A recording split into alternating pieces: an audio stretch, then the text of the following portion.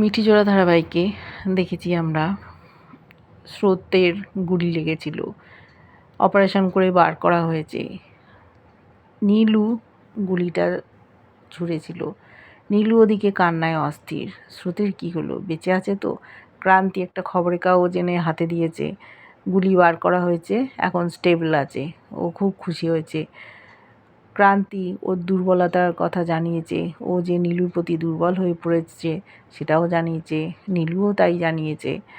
ওদিকে স্রোতকে ছাড়া হবে, পুলিশ এসছে বয়ান নিতে, কিন্তু ও মেজদি ভাইয়ের কথা কিছুতেই বলবে না। কে ওর নাম ধরে ডেকেছিল ডাকাত দল থেকে, ও বলল আমি শুনতে পাইনি, তখন আমার অবস্থা ভালো ছিল না। বন্ধু বান্ধবরা বলছে হ্যাঁ কেউ একজন ডেকেছিল। সার্থক ভাবছে স্রোত কি লুকিয়ে যাচ্ছে, কে এসে। এদিকে রায়কে ছেড়ে দেওয়া হয়েছে। রায়ও ভাবতে পারছে না, ওর বোন একবারও ফোন করলো না, ওদের বাড়িতে যাওয়ার জন্য বলল সকলকে। ওর মা কান্নায় ভেঙে পড়েছে। এক মেয়ের এই অবস্থা, আরেক মেয়ের গুলি লেগেছে। এদিকে 5 দিন ওষুধ খাওয়ার পর হয়তো সি সেকশন করে বাচ্চাটা বের করে দেবে রায়ের। ওকে শান্ত থাকতে বলেছে।